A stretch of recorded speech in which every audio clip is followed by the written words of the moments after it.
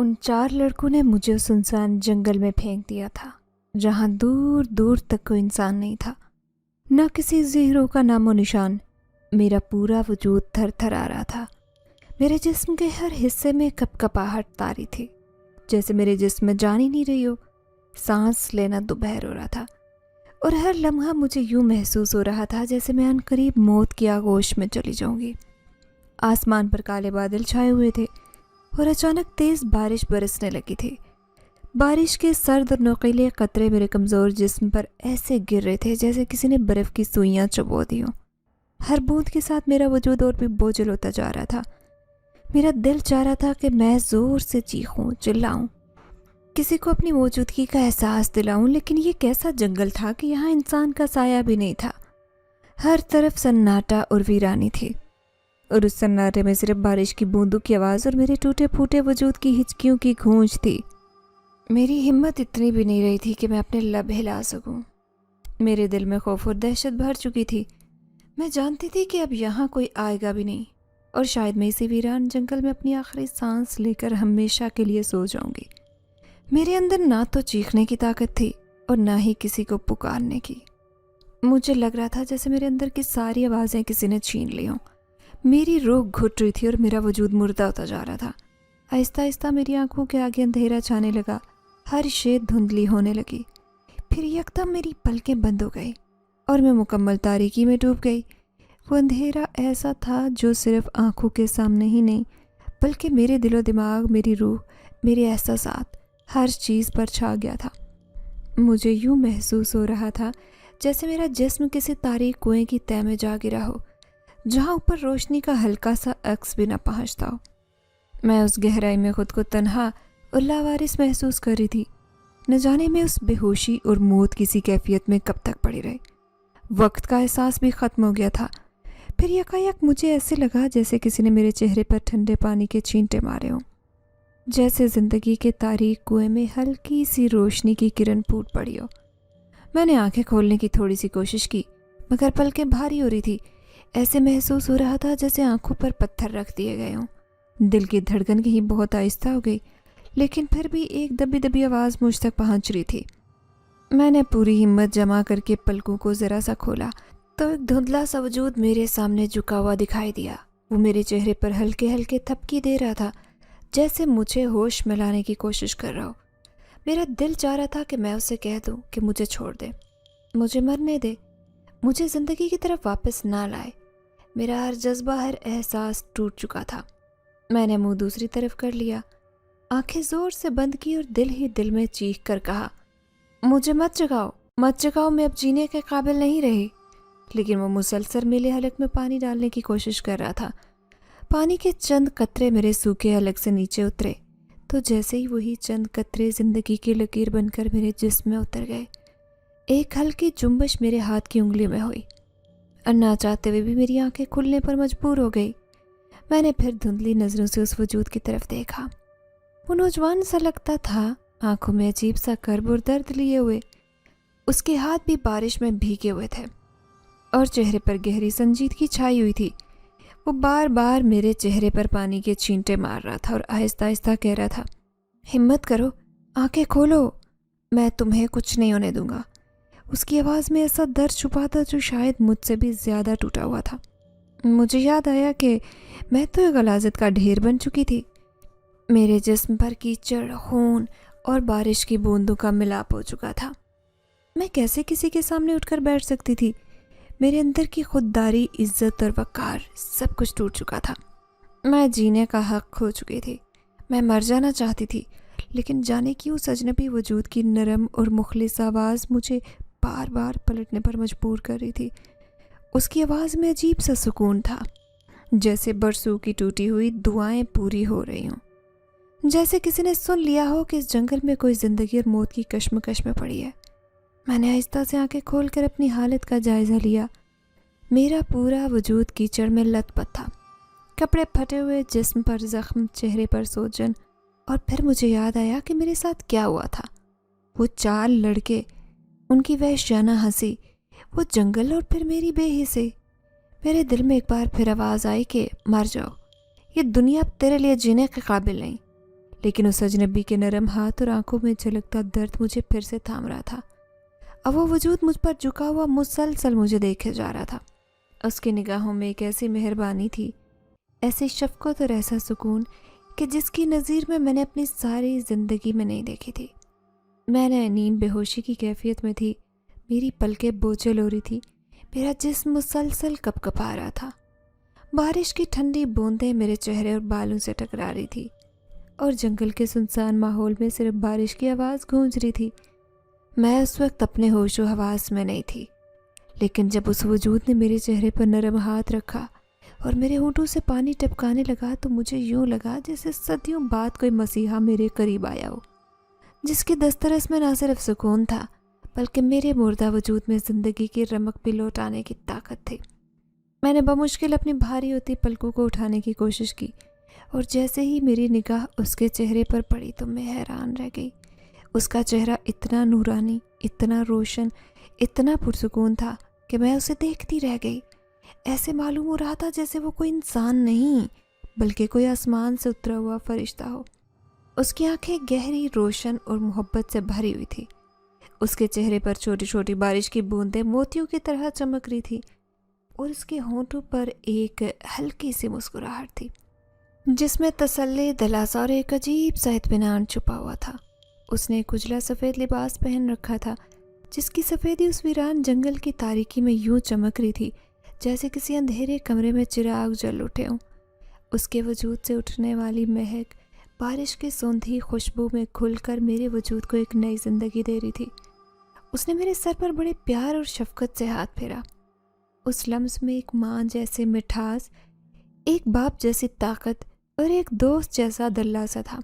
मैं बमुश्किल बोलने की कोशिश कर रही थी, होंठ कँप आ रहे थे, आवाज़ हलक में दब गई थी, लेकिन मैं चाहती थी कि उसे बताऊं कि मेरे साथ क्या हुआ, कौन सी क़यामत मुझ पर टूट पड़ी और क्यों मैं इस हालत में जंगल में पड़ी थी। मेरी आंखों से टपकते आंसू बारिश की बूंदों के साथ मिलकर मेरी पलकों के नीचे बहने लगे। मैं चाहती थी कि चीख कर कह दूं कि मुझे मर जाने दो। मैं अब जी कर क्या करूंगी, कौन सा चेहरा लेकर दुनिया में जाऊंगी, कौन मुझे अपनी बेटी, बहन या बीवी कहने का हौसला करेगा। मगर वो वजूद मुसलसल मुझे सहारा देकर पानी पिलाने की कोशिश कर रहा था। मैंने थोड़ा सा पानी हलक में उतारा तो जैसे मेरे मुर्दा जिस्म में ज़िंदगी की हल्की सी लहर दौड़ गई। उसने अपनी नरम और मोहब्बत भरी आवाज़ में कहा, हिम्मत करो, कुछ मत बोलो, पहले पानी पी लो। मैंने बात मानकर बामुश्किल 2 घूंट पानी हलक से नीचे उतारे तो उसने जल्दी से अपने कपड़ों के अंदर से चंद खजूरें निकाली। उन खजूरों की मिठास और ताज़गी ऐसी थी जैसे ये आम खजूरें नहीं बल्कि जन्नत की नेमत हो। मैंने खजूर का पहला लुक़्मा लिया और मेरी आंखों में एक अजीब सी रोशनी उतरने लगी। मुझे यूँ लगा जैसे हर दाने के साथ मेरा दर्द कम हो रहा और मेरे जिस्म में तवानाई वापस आ रही हो। मैंने आंसू से भीगी आवाज़ में कहा, तुम क्यों मेरा सहारा बन रहे हो? मैं एक गलीज़, नापाक और दुनिया की नज़र में मुर्दा वजूद हूँ। तुम तो एक पाकीज़ा नूरानी चेहरे वाले लगते हो। मेरे जैसे बदनसीब को छूकर तुम क्यों अपनी पाकीज़गी ख़राब कर रहे हो? ये सुनकर वो धीरे से मुस्कुराया। उसकी मुस्कुराहट में ना कोई तरस था, ना कोई रहम, बल्कि एक अजीब सी मोहब्बत और हौसला छुपा हुआ था। उसने मेरी बात का जवाब बड़े सुकून से दिया। किसी गलीज़ वजूद को छू लेने से कोई वजूद नापाक नहीं हो जाता, बल्कि नेकी और मोहब्बत की रोशनी मज़ीद बढ़ जाती है। और तुम्हारी आंखों में अब भी वो सच्चाई है, वो मासूमियत है जिसे कोई नहीं छीन सकता। तुम्हें यहाँ किसने फेंका, बताओ? ये किसने तुम्हारा हाल किया है? मैं रोते हुए हिचकियों में बोलने लगी। मेरी आवाज़ बारिश की गड़गड़ाहट में दब रही थी, मगर उसने बहुत गौर से सुना। मैं कहती जा रही थी, मैं गरीब लड़की हूँ, मैं रोज़ाना फैक्ट्री में काम करने जाती हूँ। वहाँ के चंद लड़के मेरे पीछे पड़ गए थे। इसके आगे मैं कुछ बोल नहीं पाई। मेरी सचमुच की किसी से दुश्मनी नहीं थी। मैं एक बेसहारा और यतीम लड़की, मैं तो बस अपने काम से काम रखती थी। मुझे क्या मालूम था कि मुझसे पे ये क़यामत टूट पड़ेगी, वो भी अचानक से। तब उस नूरानी वजूद ने एक आयत तिलावत की। उसकी आवाज़ बारिश की हर बूंद में घुलती जा रही थी। जंगल की हर शाख, हर पत्ते से टकरा कर उसकी तिलावत की गूंज सुनाई देने लगी। मैं तो उस आवाज़ में ऐसा खोई कि जैसे मुझे दुनिया माफिया की खबर ही न रही हो। اس نے آیت پڑھنے کے بعد اس کا ترجمہ کیا اور کہنے لگا، دیکھو یہ سورہ یوسف کی آیت ہے۔ حضرت یوسف علیہ السلام پر بھی الزامات لگے، انہیں قید میں ڈالا گیا، ان پر بھی زمانے نے ظلم کیا، لیکن وہ صبر کرتے رہے اور آخرکار اللہ نے انہیں سب سے برگزیدہ بنا دیا۔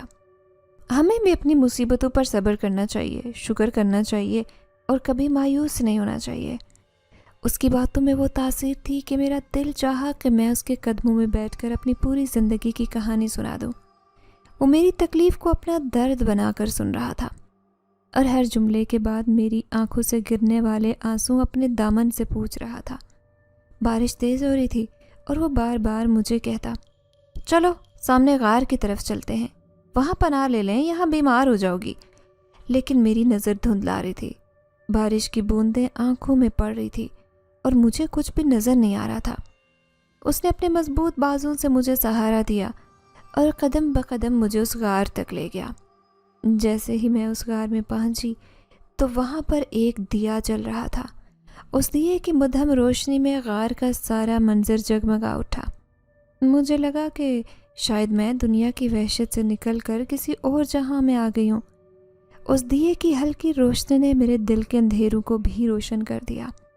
میں کمزور سی کانپتی ہوئی غار کی ایک دیوار سے ٹیک لگا کر بیٹھ گئی اور بے ساختہ میرے لبوں سے نکلا، شکریہ۔ وہ اب بھی مجھے دلاسا دے رہا تھا، مجھے سمجھا رہا تھا، اس کا مہربان لہجہ مجھ پر اثر کر رہا تھا۔ میں اس کے لہجے میں کھو چکی تھی، میں اپنا دکھ بھی بھول گئی تھی کہ مجھ پر کیا بیتی تھی۔ ابھی میں ایسی ہی کیفیت میں تھی کہ وہ کہنے لگا، آخر تم یہاں تک کیسے پہنچی؟ یہاں تو کسی کا بھی آنا ناممکن ہے۔ تمہیں معلوم ہے کہ تم ایک خطرناک جنگل میں موجود ہو جہاں پر انسانوں کا آنا جانا ناممکن ہے۔ پھر تمہیں یہاں پر کس نے پھینکا تھا؟ اس نے میرے پھٹے ہوئے کپڑے دیکھ لیے تھے کہ مجھ پر کیا بیتی ہے۔ شاید وہ یہ جاننا چاہتا تھا کہ آخر میرے ساتھ کیا ہوا۔ میری آنکھوں میں آنسو آ گئے، میں اس وقت کو یاد بھی نہیں کرنا چاہتی تھی۔ پھر میں اسے کہنے لگی، یہ ایک دکھ بھری داستان ہے، لیکن پھر بھی میں اپنا غم ہلکا کرنا چاہتی ہوں۔ سب سے پہلے تمہیں یہ سب بتاؤں گی کہ مجھ پر کیا قیامت ٹوٹی ہے، ورنہ میرے گھر والے تو شاید یہ الفاظ بھی سننا پسند نہیں کریں، وہ تو مجھے ہی گنہگار سمجھیں گے۔ پھر وہ کہنے لگا، آخر بتاؤ تو صحیح، تمہارے ساتھ یہ سب کچھ کیوں ہوا ہے؟ اب میں نے اپنی داستان بتانا شروع کی تھی۔ میرا نام عائشہ ہے۔ میں جب 2 سال کی تھی تو میری زندگی کا سب سے بڑا سہارا میرا باپ مجھ سے ہمیشہ کے لیے بچھڑ گیا۔ باپ کا سایہ سر سے اٹھ جانا شاید دنیا کی سب سے بڑی محرومی ہوتی ہے، جس کا دکھ بچپن میں تو انسان کو محسوس نہیں ہوتا، لیکن جیسے جیسے عمر کا ہر سال گزرنے لگتا ہے، حالات اور رویے سمجھ آنے لگتے ہیں، تب جا کر احساس ہوتا ہے کہ وہ جو وجود دنیا میں میرا سب سے بڑا محافظ تھا اب وہ نہیں رہا۔ امی کے لیے تو وہ دن کسی قیامت سے کم نہیں تھا۔ وہ ابھی بھی جوان تھی، سہمی ہوئی، دکھ کی ماری 2 سال کی بچی کو گود میں لیے جب سسرال سے بے دخل کی گئیں تو ساری دنیا ان کے لیے ویران ہو گئی تھی۔ میں تو تب بہت چھوٹی تھی، اتنی کہ مجھے نہ باپ کی جدائی کا درد سمجھ آیا تھا، نہ اس بے گھری کی تکلیف۔ مجھے تو بس یاد ہے کہ امی رو رہی تھیں اور بار بار مجھے سینے سے لگا کر کہہ رہی تھیں، میری بچی، اب ہمیں بس اللہ کا سہارا ہے۔ امی مجھے لے کر اپنے بھائی یعنی ماموں کے گھر آ گئیں۔ ماموں کا دل تو نرم تھا، انہوں نے اپنی بہن کو یوں دربدر ہوتے نہیں دیکھا، مگر ان کی بیوی یعنی میری مامی کا دل پتھر کا تھا۔ اسے شاید ہم دونوں ماں بیٹی کی موجودگی ایک بوجھ لگتی تھی۔ شروع میں تو وہ امی کی مجبوری کو برداشت کرتی رہی، لیکن جیسے جیسے وقت گزرتا گیا، جیسے میری نانی کا انتقال ہوا، مامی کی زبان اور رویہ دن بدن کڑوا ہوتا گیا۔ وہ ہر بات میں امی کو تانے دیتی، کبھی کہتی کہ کب تک ہمارے سر پر سوار رہوگی، تو کبھی یہ کہتی کہ تمہاری وجہ سے میرے بچے محروم ہو رہے ہیں۔ جب میں 5 سال کی ہوئی تو مجھے مامی کے رویے کی تلخی اور سرد مہری سمجھ آنے لگی۔ وہ مجھ سے بے حد سختی سے پیش آتی، میرے کھیلنے پر بھی پابندی تھی، اور اگر میں کسی چیز کی فرمائش کر بیٹھتی تو کہتی، کاش تیرا باپ ہوتا تو تجھے لا دیتا، میرے سر پر تو کیوں سوار ہے؟ ایسے جملے میری ننھی سی جان پر تازیانے بن کر گرتے۔ امی مجھے سمجھاتی رہتی کہ بیٹا صبر کرو، اللہ دیکھ رہا ہے۔ ماموں نے مجھے مجبور ہو کر ہمیں گھر کے پچھلے حصے میں ایک چھوٹے سے کمرے میں رہنے کی اجازت دے دی۔ وہ بھی شاید اس لیے کہ ان کا ضمیر انہیں ستاتا تھا۔ لیکن مامی نے وہاں بھی سکون کا سانس نہیں لینے دیا۔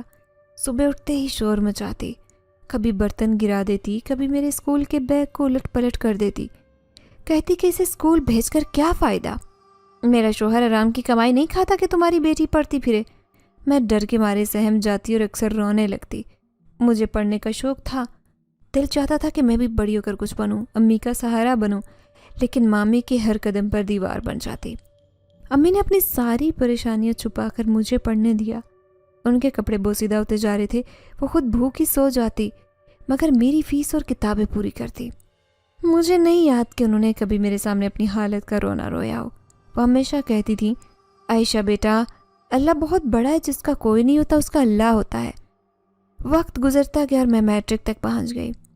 میٹرک کا امتحان دہائی تھا کہ ایک دن مامی کمرے میں آ دھمکی، ہاتھ میں جھاڑو تھا اور چیختے ہوئے کہنے لگی، اب یہ فضول خرچی بند کرو، میرا شوہر اب تم دونوں ماں بیٹی کا خرچ نہیں اٹھائے گا، تمہاری بیٹی 16 سال کی ہو گئی ہے، اسے فیکٹری میں لگاؤ، کل کو تم ہم سے اس کا جہیز مانگو گی، ابھی سے اس کا بوجھ اپنے سر پر لو۔ یہ سن کر امی کی آنکھوں میں آنسو آ گئے۔ وہ مجبور تھی کیونکہ اس گھر میں کوئی اور ہمارا سہارا نہیں تھا۔ انہوں نے اپنے اگلے دن ہی ایک پرانی پڑوسن سے بات چیت کی جس کی بیٹی سدرا ایک فیکٹری میں کام کرتی تھی۔ امی نے سدرا کی ماں سے کہا کہ وہ مجھے بھی اپنے ساتھ لے جائے تاکہ کچھ آمدنی ہو سکے۔ یوں اگلے دن پہلی بار میں سدرا کے ساتھ فیکٹری گئی۔ سدرا مجھ سے 4 سال بڑی تھی۔ وہ سمجھدار اور حالات کی ستائی ہوئی لڑکی تھی۔ اس کے والد کا بھی انتقال ہو چکا تھا اور وہ گھر کا سہارا تھی۔ سدرا کا مزاج نرم اور دل بہت صاف تھا۔ اس نے پہلے ہی دن مجھ سے بہت پیار سے بات کی اور سمجھایا، عائشہ، یہ دنیا بہت ظالم ہے، خاص طور پر لڑکیوں کے لیے۔ تم ابھی معصوم ہو، تمہیں کچھ خبر نہیں کہ باہر کے ماحول میں کیسا کیسا گند چھپا بیٹھا ہے۔ میں بھی کبھی اتنی چھوٹی تھی جیسے تم ہو، لیکن وقت نے مجھے سمجھدار بنا دیا ہے۔ میں نے حیرت سے اسے دیکھا اور پوچھا، سدرا، اب کیا کہہ رہی ہو؟ وہ آپ بھرتے ہوئے کہنے لگی، عائشہ، جب میں یہاں آتی جاتی تھی تو کچھ اوباش قسم کے لڑکے میرا پیچھا کرتے تھے۔ وہ مجھے اشارہ کرتے، آوازیں کستے۔ میں نے یہ سب برداشت کیا ہے۔ مجھے تمہاری بہت فکر ہے۔ دیکھو، میں 20 سال کی ہو گئی ہوں، حالات کو سنبھالنا سیکھ لیا ہے، لیکن تم بہت چھوٹی ہو۔ جب بھی میں چھٹی کروں تو تم مت جانا۔ یہ بات سن کر میرا تو دل جیسے کانپ سا گیا۔ میں خوف میں ڈوب گئی۔ میرے لیے یہ نیا ماحول تھا اور سدرا کی یہ باتیں سن کر مجھ پر جیسے ایک انجانی سی دہشت طاری ہو گئی۔ میں نے سوچ لیا کہ جب تک سدرا ہو تب تک ہی فیکٹری جاؤں گی، اور اگر وہ نہ ہو تو میں بھی چھٹی کر لوں گی۔ لیکن قسمت کے کھیل عجیب ہوتے ہیں۔ ایک دن سدرا اور اس کی ماں اچانک اپنے گاؤں چلی گئیں۔ فیکٹری کے کام کا دباؤ ویسے ہی زیادہ تھا اور حالات ایسے کہ میرا کام پر جانا ضروری تھا۔ امی کی طبیعت بھی اب کچھ دنوں سے خراب رہنے لگی تھی۔ میرے دل پر پتھر رکھ کر تنہائی فیکٹری جانے لگی۔ پہلے تو دن کے وقت جاتے ہوئے بھی میں چھوٹے راستے بدل بدل کر جاتی تاکہ ان آوارہ لفنگوں کی نظر سے بچی رہوں۔ کبھی محلے کے بچوں کے ساتھ چل پڑتی، کبھی ارد گرد دکانوں پر بلا وجہ رک کر وقت گزار دیتی کہ وہ آگے نکل جائیں، اور اب سدرا کے نہ ہونے سے میرا خوف بڑھ گیا تھا۔ شاید انہی لڑکوں کو بھی معلوم ہو گیا تھا کہ اب میں اکیلی کام پر آتی جاتی ہوں۔ ان کے چہروں پر آئے دن درندوں جیسی ہوس بھری نظریں میرے دل کو کاٹ کھاتی تھی۔ میں ہر روز ڈرتے ڈرتے کام پر جاتی اور واپسی پر قدم قدم پر دعا کرتی کہ یا اللہ خیر ہو، لیکن گھر آ کر جو مامی کی باتیں سننی پڑتی تھی وہ زخم مجھ سے بھی گہرے ہوتے تھے۔ ایک دن میں جیسے ہی کام سے لوٹی تو مامی جو صحن میں بیٹھی روٹیاں بنا رہی تھی امی سے جھڑک کر کہنے لگی، میں نے تو بس اتنا ہی کہا تھا اپنی بیٹی کو کہ فیکٹری میں بھیجو تاکہ 4 پیسے کما سکے، پتہ نہیں کس کس کے ساتھ اٹھنے بیٹھنے لگی ہے۔ تیری بیٹی جس طرح سے یہ سوال کر کے جاتی ہو، مجھے تو اس پر شک ہونے لگا ہے۔ مجھے اس کا چال چلن ٹھیک نہیں لگتا۔ کل کو یہ کوئی گل کھلا دے گی اور بدنامی ہمارے سر آئے گی۔ یہ تو سن کر میرا دل ہی کانپ گیا۔ میں تو بڑی معصوم ڈری سہمی بچی تھی۔ دنیا داری تو دور کی بات، مجھے تو محلے کی لڑکیوں کے نام بھی یاد نہیں تھے۔ ان کی یہ بے بنیاد باتیں میرے دل کو چھیدنے لگی۔ میں تو خواب دیکھتی تھی کہ پڑھ لکھ کر کسی دن اپنی امی کا سہارا بنوں گی، لیکن قسمت مجھے کہاں لے آئی تھی۔ अब तो मैं और भी मोहतात हो गई। हर कदम सोच समझ कर रखती, सर झुका कर चलती, कभी रास्ते में किसी की तरफ नज़र उठा कर न देखती। फैक्ट्री में भी किसी से बात करने से गुरेज करती, लेकिन हालात संभलने के बजाय बिगड़ने लगे। एक दिन फैक्ट्री में अचानक काम ज़्यादा आ गया। माल की डेडलाइन थी, सब वर्कर्स को रोक लिया गया। इंचार्ज ने सख्ती से कहा, आज कोई छुट्टी नहीं करेगा, रात को जितनी देर लगे काम मुकम्मल करना है। मैं बार बार मिन्नत समाजत करती रही, सर प्लीज़, मेरा घर दूर है, रात का वक्त है, मुझे जाने दीजिए। मगर उसका दिल न पसीजा। जब रात के 9 बज गए और फैक्ट्री वीरान होने लगी तो तब जाकर मुझे छुट्टी दी। उस वक्त मैं अपने आंसू रोकने की कोशिश करती कांपते कदमों से बाहर निकली। रात भी कुछ ज़्यादा ही तारीक हो गई थी। कहीं कहीं बादल गरज रहे थे, हवा की साएं साएं दिल दहला रही थी। मैंने अपनी चादर को अच्छी तरह से लपेटकर खुद को ढांपा और जल्दी जल्दी कदम बढ़ाने लगी। दिल में दुआ कर रही थी, या अल्लाह आज की रात खैरियत से घर पहुंचा दे। अभी थोड़ा आगे निकली थी कि अचानक 4 नौजवान जो हमेशा मुझे ताका करते सामने आ गए। उनके चेहरे पर शैतानी मुस्कुराहट थी। एक बोला, ओए देखो तो, आज तो तन्हा जा रही है, अब तो वक्त आ गया है। मेरा तो दिल जैसे हलक में आ गया। मैंने पलट कर देखा, गली में कोई ज़ीहरूह नहीं था। घरों के दरवाजे बंद, खिड़कियां तारीक और गली में सन्नाटा। मैंने बिना कुछ सोचे दौड़ लगा दी। भागते भागते मेरा सांस फूलने लगा। पाँव में चप्पल रगड़ खाकर टूट गई। मैं नंगे पाँव ज़मीन पर गिरे कांटों, पत्थरों, गंदे पानी से बचती भागती रही। एक लड़के ने मेरे पीछे दौड़ते हुए झपट कर मेरा दुपट्टा खींच लिया। मेरा सर खुल गया, बाल बिखर गए, मैं बेपर्दा हो गई। उस लम्हे मुझे अपनी इज्जत की फिक्र थी, दर्द की नहीं।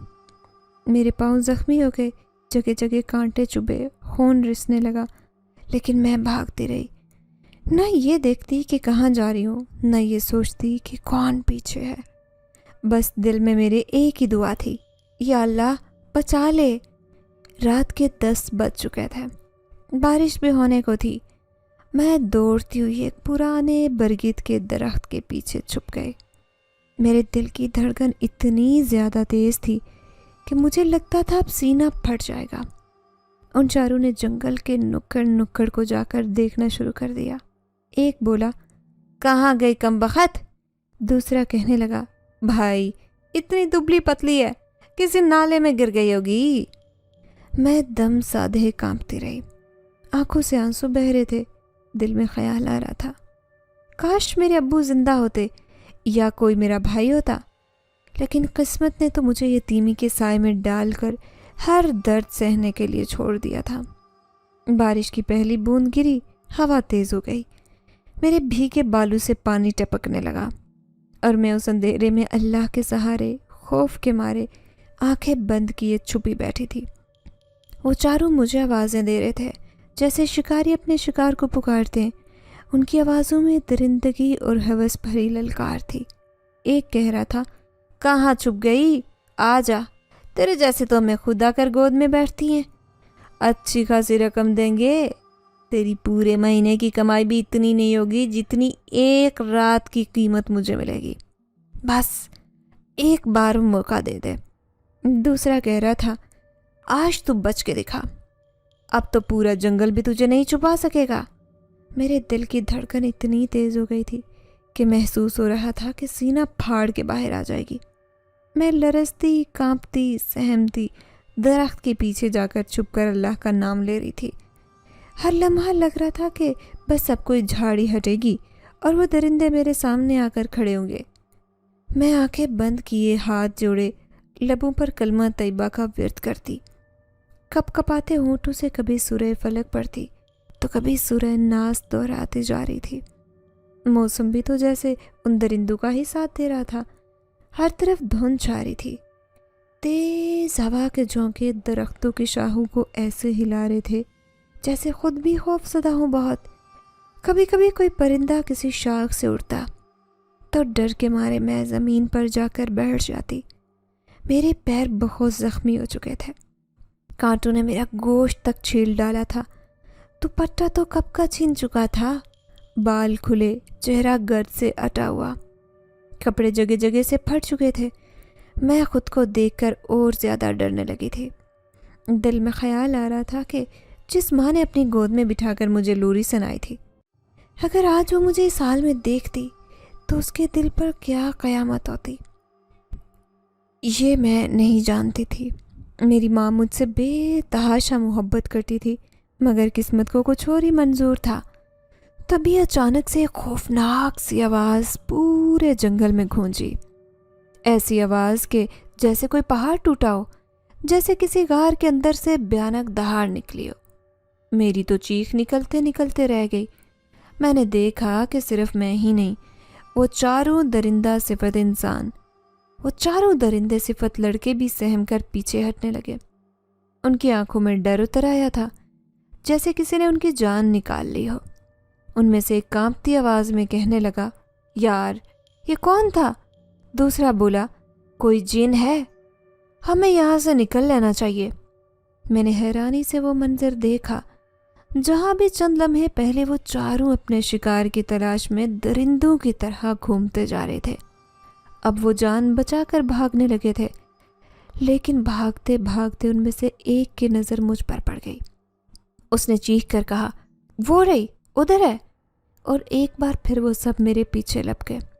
میں جانتی تھی کہ اب اگر میں ان کے ہاتھ آ گئی تو شاید پھر کبھی سورج کا منہ نہ دیکھ سکوں۔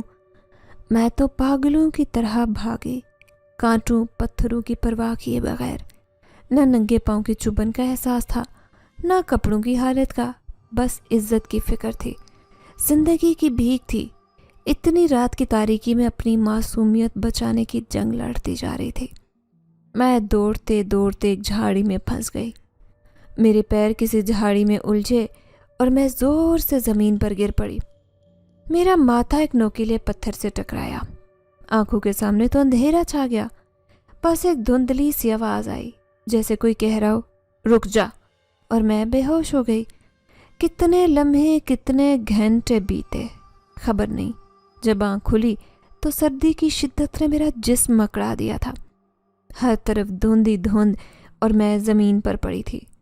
میرا وجود درد سے چور، ماتھے پر جمع خون، کپڑے جگہ جگہ سے پھٹے ہوئے، دل میں ایک ہی خیال کہ میں تو برباد ہو چکی، پتہ نہیں وہ کیا کر گئے ہوں گے۔ بس اپنی حالت دیکھ کر دل چیخ چیخ کر کہہ رہا تھا کہ اب میں کسی کو منہ دکھانے کے قابل نہیں رہی۔ رات ڈھل چکی تھی، پرندے چہچہا رہے تھے، صبح کا اجالا پھیلنے لگا تھا۔ میں روتے روتے دل ہی دل میں اللہ سے فریاد کرنے لگی، یا اللہ، میں کہاں جاؤں؟ کون میرا سہارا بنے گا؟ کون ہے جو میرے ماتھے پر سجے داغ کو مٹائے گا؟ ایسی بے بسی اور سسکیوں میں اچانک ایک نورانی چہرے والا نوجوان میرے سامنے آ کر کھڑا ہو گیا۔ اس کی آنکھوں میں عجیب سا سکون، چہرے پر ایسی روشنی جیسے چاندنی رات ہو۔ وہ مسکرا رہا تھا، جیسے جانتا ہو کہ میں کیا سوچ رہی ہوں۔ میں حیرت سے اس کے قدموں میں گری، روتے ہوئے کہا، مجھے بچا لو، مجھ پر ظلم ہو چکا، اب میں کسی کو منہ نہیں دکھا سکتی، میری عزت گئی، اب میں کس کے سامنے جاؤں؟ اس نوجوان نے نرمی سے میرے سر پر ہاتھ رکھا۔ اس کی انگلیوں کا لمس ایسا تھا جیسے کوئی ٹھنڈی پھوار پڑی ہو۔ اس نے کہا، بس تمہیں یہی فکر ہے نا کہ تم برباد ہو گئی ہو، تو میں تمہیں خوشخبری دینے آیا ہوں۔ میں حیران آنکھوں میں آنسو کانپتی ہوئی کہنے لگی، کیسی خوشخبری؟ وہ مسکرا کر بولا، یہ کہ تم بالکل محفوظ ہو۔ میری حیرانی بڑھ گئی۔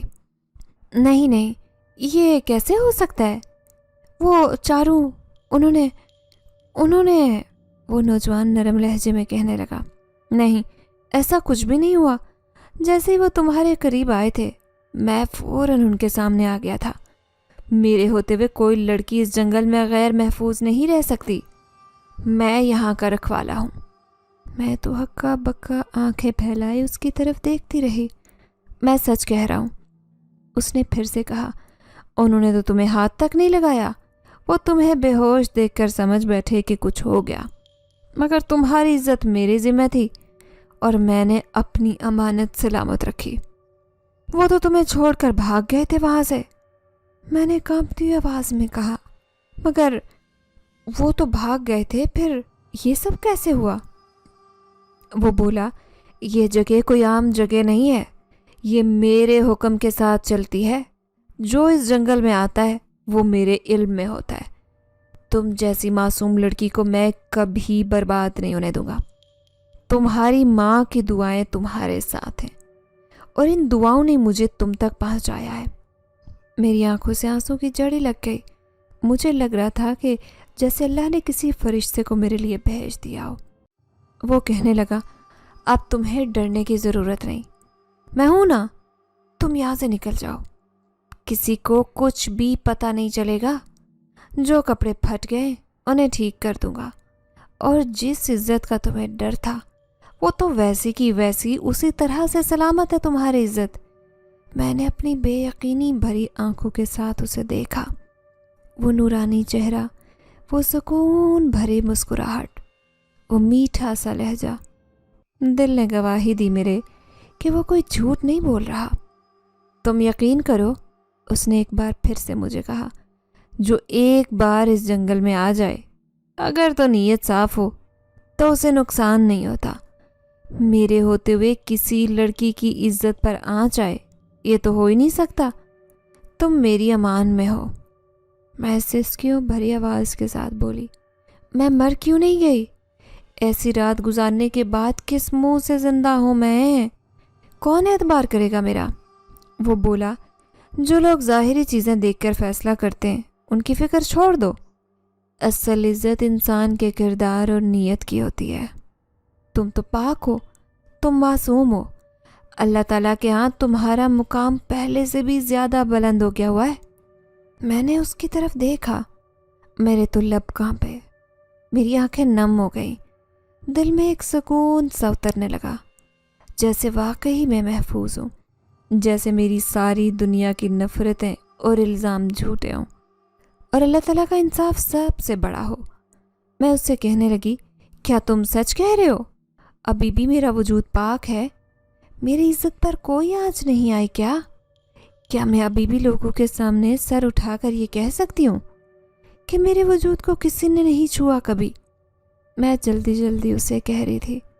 وہ مسکراتے ہوئے کہنے لگا، ہاں، میں نے تمہیں ان چاروں درندوں سے بچا لیا تھا۔ تم یہاں بالکل محفوظ ہو۔ آج کی رات گزر جائے گی تو کل یہاں سے میں تمہیں محفوظ راستے سے تمہیں وہاں تک پہنچا دوں گا جہاں تم جانا چاہتی ہو۔ یہ سن کر میں نے خدا تعالیٰ کا شکریہ ادا کیا تھا۔ بھلے میرے کپڑے پھٹے پرانے تھے، میرے کپڑے کیچڑ میں لت پت ہو چکے تھے، لیکن پھر بھی میرا وجود ابھی تک صحیح سلامت تھا۔ میں جو سمجھ رہی تھی ایسا کچھ بھی نہیں ہوا تھا۔ پھر صبح کا اجالا پھیلا تو میں جو اتنی پرسکون ہو گئی تھی، یہ اتنی بڑی بات سن کر اس لیے بھی میری آنکھ لگ گئی تھی۔ لیکن جیسے ہی میں نے اپنی آنکھیں کھولیں، میں تو حیران رہ گئی۔ میں غار کے اندر بالکل اکیلی لیٹی ہوئی تھی۔ میں نے دائیں بائیں دیکھا، وہ مہربان نورانی چہرے والا نوجوان کہاں گیا؟ مجھے تو حیرانی ہو رہی تھی۔ پھر میں بمشکل اٹھی، لیکن اپنے اوپر ایک کالے رنگ کی چادر دیکھ کر مجھے ایک عجیب سی خوشبو محسوس ہوئی تھی۔ یہ خوشبو اس چادر کے اندر سے آ رہی تھی۔ میں اپنے وجود کو بہت ہلکا پھلکا محسوس کر رہی تھی۔ اب تک بارش بھی رک چکی تھی اور ہر طرف سبزہ ہی سبزہ پھیلا ہوا تھا، لیکن جیسے ہی میں غار سے باہر نکلی تو مجھے ڈر لگا کہ اب میں کیسے وہاں جاؤں گی جہاں سے میں بھاگ کر یہاں تک پہنچی تھی۔ مجھے بھی گھر جانا ہے۔ ایک لڑکی پوری رات گھر سے باہر ہوئی، نہ جانے میری ماں پر کیا بیت رہی ہوگی، اور اب تک مامی نے کتنی الزام تراشیاں مجھ پر لگا دی ہوں گی۔ لیکن میں اپنے اندر ایک عجیب سی ہمت محسوس کر رہی تھی۔ میں سوچ رہی تھی کہ میں گھر والوں کو جا کر کہوں گی کہ اس بار میرا کوئی قصور نہیں، ان درندوں نے مجھے وہاں تک پہنچایا تھا، لیکن میرا وجود بالکل پاک ہے۔ نہ دھیرے دھیرے قدم اٹھاتی ہوں، دیوار سے بہت دور آ گئی تھی۔ تبھی مجھے وہاں پر ایک بوڑھا آدمی جاتا ہوا دکھائی دیا۔ میں نے اسے آواز دے کر روک لیا تھا۔ بابا جی، بات سنیں۔ اس نے ایک دم سے پلٹ کر مجھے دیکھا۔ اس کی آنکھیں بہت چمکدار تھی اور چہرہ بھی نورانی تھا۔ میں تو اس بوڑھے کو دیکھ کر حیران رہ گئی کہ یہ درویش یہاں پر کیا کر رہا ہے۔ وہ میری آواز پر رک گیا تھا۔ کیا ہوا بیٹا، اتنی پریشان کیوں ہو؟ اس نے شفقت سے مجھے دیکھا۔ میں اس سے کہنے لگی، مجھے یہاں سے باہر جانے کا راستہ بتا دیں، آپ کی مہربانی ہوگی۔ وہ کہنے لگا، صحیح ہے، میں تمہیں چھوڑ دیتا ہوں، جس میں کوئی پریشانی والی بات نہیں۔ ان کے مہربان لہجے پر میں بہت خوش ہوئی تھی۔ میں جلدی جلدی وہاں سے باہر نکل آئی تھی اور اب میرا رخ باہر کی طرف تھا۔ میرے ہاتھ میں کچھ بھی نہیں تھا، میرے پاؤں میں تو چپل تک نہیں تھی، بس ایک کالی سی چادر تھی جو اس نورانی چہرے والے نوجوان کی ہی تھی، لیکن نہ جانے وہ خود کہاں چلا گیا تھا۔ میرا دل بہت مایوس اور اداس ہو رہا تھا۔ کاش وہ میرے ساتھ آ جاتا اور میرے گھر والوں کے سامنے میری گواہی دے کر چلا جاتا، لیکن ایسا کچھ نہیں ہوا تھا کہ جیسے ہی میں گھر میں داخل ہوئی، اچانک ہی مامی چلانے لگی، وہ دیکھو، وہ آگے تمہاری بھانجی اپنا منہ کالا کر کے آ گئی ہے، اس نے یہ دن ہمیں دکھانا تھا، جبھی تو یہ پوری رات گھر نہیں آئی، اپنے کسی عاشق کے ساتھ یہ تو گھر سے ہی بھاگ گئی تھی، لیکن اب لگتا ہے کہ اس کا عاشق اسے چھوڑ کر چلا گیا ہے، تبھی تو یہ ایسی حالت میں گھر واپس آئی ہے۔ انہوں نے پورے گھر والوں کو جمع کر لیا تھا۔ تبھی اوپر والے کمرے سے میری ماں دوڑتی ہوئی آئی اور مجھ سے لپٹ گئی۔ میری بیٹی، کہاں چلی گئی تھی تم؟ میری عائشہ، میں سمجھی کہ میں تمہیں کھو چکی ہوں۔ میری ماں نے مجھے سینے سے لگا لیا تھا۔ ماموں غصے سے کہنے لگے، چلو نکل جاؤ، اس گھر میں تمہارا وجود برداشت نہیں کروں گا، اور زہرا، اگر تم نے بھی اپنی بیٹی کو قبول کیا تو میں تو تمہیں بھی اس گھر سے نکال دوں گا۔ ماموں کا لہجہ بہت سخت تھا۔ میں ماموں کے قدموں میں گر گئی اور کہنے لگی، نہیں ماموں، ایسی تو کوئی بات نہیں جو آپ سمجھ رہے ہیں، میرا یقین کریں، میں بالکل پاک صاف ہوں۔ میرے ساتھ کیا ہوا تھا میں آپ کو سب کچھ بتاتی ہوں۔ میں ان سے التجا کر رہی تھی، لیکن ماموں ایک بے رحم انسان بن چکے تھے۔ شاید ان کی بیوی نے ان کی آنکھوں پر نفرت کی پٹی چڑھا دی تھی، جبکہ مامی کی آنکھوں میں مکاری تھی۔ وہ پہلے ہی ہم دونوں ماں بیٹے کو گھر سے باہر نکالنا چاہتی تھی، کیونکہ ہم نے ان کے گھر پر قبضہ کر کے رکھا تھا۔ کہنے لگے، جاؤ، اس گھر سے نکل جاؤ اور اپنے اسی عاشق کے پاس چلے جاؤ، جاؤ زہرا، تم اوپر کمرے میں جاؤ۔ لیکن اماں کہنے لگی، ہرگز نہیں، میں اپنی بیٹی کا ساتھ چھوڑ کر نہیں جاؤں گی، میری بیٹی عائشہ ایسی نہیں ہے، مجھے اس پر پورا یقین ہے۔ میری ماں کی آنکھوں میں آنسو تھے، لیکن ماموں نے ہم دونوں ماں بیٹی کو گھر سے نکال دیا تھا۔ انہوں نے تو میرے وجود کو ہی ناپاک قرار دیا تھا۔ بنا میری بات سنے میں مسلسل رو کر انہیں یقین دلانے کی کوشش کر رہی تھی، لیکن انہیں یقین نہیں آیا۔ اب ان کے گھر میں ہماری کوئی جگہ نہیں تھی۔ ہم دونوں ماں بیٹی نے اپنا سارا سامان سمیٹا اور گھر سے باہر نکل آئے۔ اماں روتے ہوئے کہنے لگی، عائشہ بیٹی، ہم کہاں جائیں گے؟ ہمارے پاس تو کوئی دوسرا ٹھکانہ بھی نہیں۔ میں کہنے لگی، اماں، کوئی نہ کوئی اللہ ٹھکانہ ضرور بنا دے گا، بس اس پر بھروسہ رکھے۔ ہم دونوں نے اللہ کا نام لیا اور ایک دوسری بستی میں چلے گئے۔ یہاں پر غریب لوگ رہتے تھے۔ ہم دونوں ماں بیٹی کھڑے ہوئے ادھر ادھر دیکھ رہے تھے۔ ہمیں سمجھ نہیں آ رہی تھی کہ ہم کیا کریں۔ نہ پیسے تھے، نہ کوئی آسرا تھا، نہ کوئی سہارا، ایسے میں ہم کہاں جاتے؟ تبھی ایک عورت قریب سے گزری۔ اس نے ہمیں سر سے پاؤں تک دیکھا، پھر کہنے لگی، میں کافی دیر سے دیکھ رہی ہوں، ان دونوں ماں بیٹی کو یہاں پر یہ ایسے کھڑے ہیں جیسے اس شہر میں نئے نئے آئے، کیا کوئی مسئلہ ہے؟ وہ بڑی مہربان لگ رہی تھی۔ میں تو جلدی سے کہنے لگی، خالہ، کیا آپ ہماری مدد کر سکتی ہیں؟ دراصل ہمارے پاس کوئی ٹھکانہ نہیں ہے، ہمیں 1-2 دن کے لیے آپ رہنے کے لیے جگہ دے دیں، اس کے بعد میں کوئی نہ کوئی ٹھکانہ ڈھونڈ لوں گی۔ میں نے ان سے التجا کی تو وہ کہنے لگی، ہاں ہاں، کیوں نہیں، آؤ میرے ساتھ۔ اب ہم دونوں ماں بیٹی کو اپنے ساتھ لے کر وہ جا رہی تھی۔ میں اور اماں خدا کا شکر ادا کر رہے تھے کہ اس عورت کے روپ میں فرشتہ بن کر جس طرح وہ ہماری مدد کر رہی تھی، یہ تو میرے اوپر خدا کا احسان تھا۔ پھر وہ ہمیں اپنے گھر میں لے کر آئی، جو آبادی سے بہت دور تھا، لیکن اس کا گھر بہت ہی خوبصورت تھا، ایک بنگلہ نما چھوٹا سا گھر، جہاں پر کوئی بھی نہیں رہتا تھا سوائے اس عورت کے۔ मैं तो हैरत से उस घर को देख रही थी तो वो औरत कहने लगी, ये घर मेरा है, तुम यहाँ आराम से रहो, तुम्हें कोई परेशानी नहीं होगी। बैठ जाओ बेटी, मैं तुम दोनों के लिए खाने को कुछ लाती हूँ। वो ये कहकर चली गई थी। हमने अपना सामान रखा। अम्मा तो बिस्तर पर लेट गई थी। वो तो वैसे ही बेचारी पहले ही बीमार रहती थी। मैंने अम्मा के पाँव पकड़े और रोते हुए कहने लगी, अम्मा मुझे माफ़ कर दो, मेरी वजह से आपको कितनी परेशानी हुई। अम्मा कहने लगी, अरे परेशानी कैसी, मुझे अपनी बेटी पर पूरा यकीन है। पर मैंने उन्हें सारी बात बता दी। इतने में वो औरत थी आ गई जो हमारे लिए खाना लेने गई थी। लेकिन खाना देखकर तो मेरे होश उड़ गए। वो खाना निहायत लजीज था। ऐसे लग रहा था जैसे हम किसी दावत में आए। उसने हमारे लिए अच्छा खासा एहतमाम किया था। फिर अम्मा उस औरत से कहने लगी, ये तुम यहाँ अकेली रहती हो, तुम्हारा घर तो बहुत खूबसूरत है। वो मुस्कुराते हुए कहने लगी, नहीं नहीं, मेरा बेटा भी यहाँ रहता है।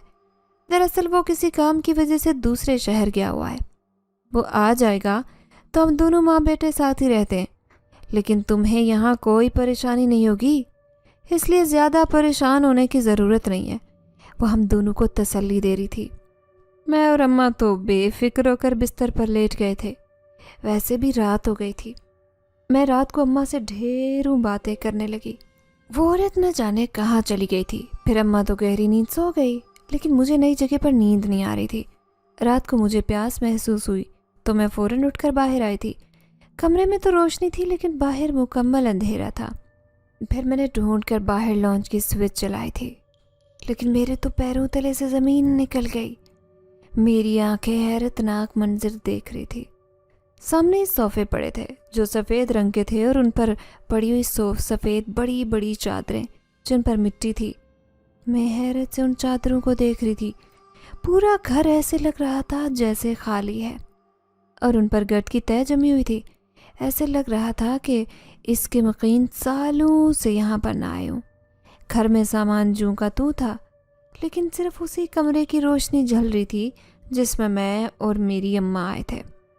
बाकी पूरा घर अंधेरे में डूबा हुआ था। फिर मैं हिम्मत करके किचन में आई थी। जैसे ही मैंने किचन की लाइट रोशन की तो मैं हैरत और खौफ से उछल पड़ी, क्योंकि किचन में एक भी सामान नहीं था।